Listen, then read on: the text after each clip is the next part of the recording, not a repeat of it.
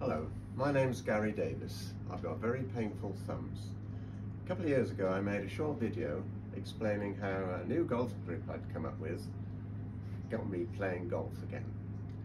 So that video was quite well received. A lot of people said it had helped them as well. So this is a sort of update. It might help if you watch the first video before this one. Anyway, my grip is an alternative to the interlocking grip. Now this grip is used by a lot of top golfers around the world, like Scheffler and Morikawa. So what happens is my left thumb gets trapped, everybody else's does, because this is the interlocking grip.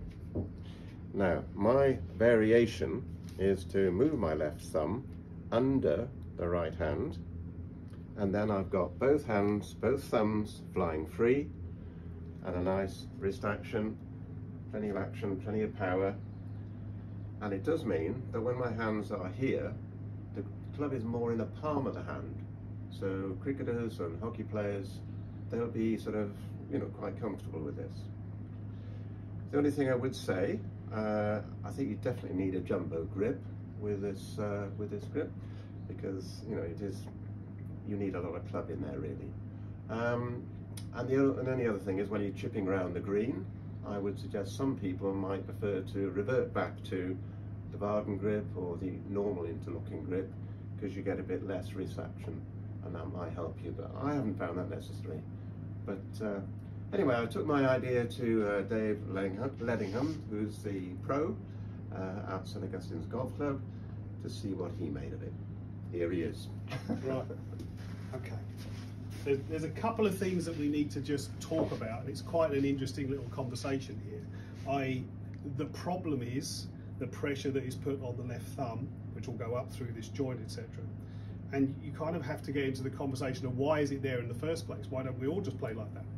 Well, this actually is quite an essential part of the grip in a way. So you must understand that what Gary's getting onto, and anybody else who's in this position, is it's not ideal. But it's about still being able to play golf. That's the most important thing. That's the priority.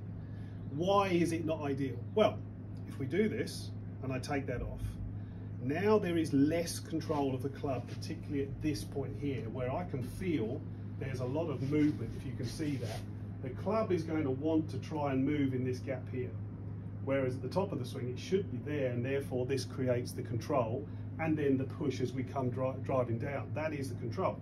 So it's not an ideal situation. However, if we also then have a little conversation about, well, what should we be doing in the golf swing?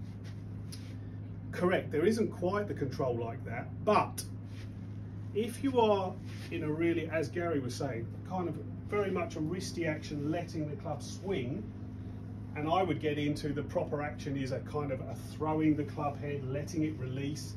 In slow motion, the hand should turn over like this.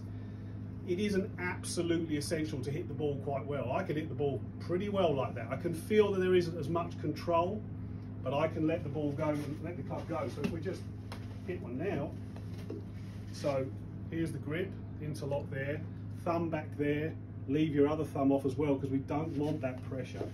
And I'm just going to try and feel like I'm going to let the club swing a bit. Right? It's perfectly doable.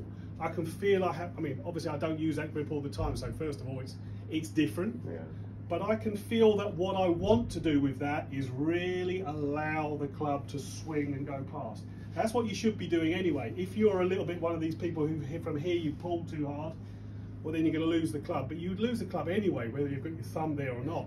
We want to promote this, throw the club, let the club turn over.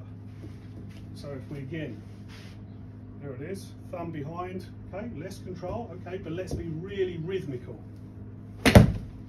That'll do, that's lovely.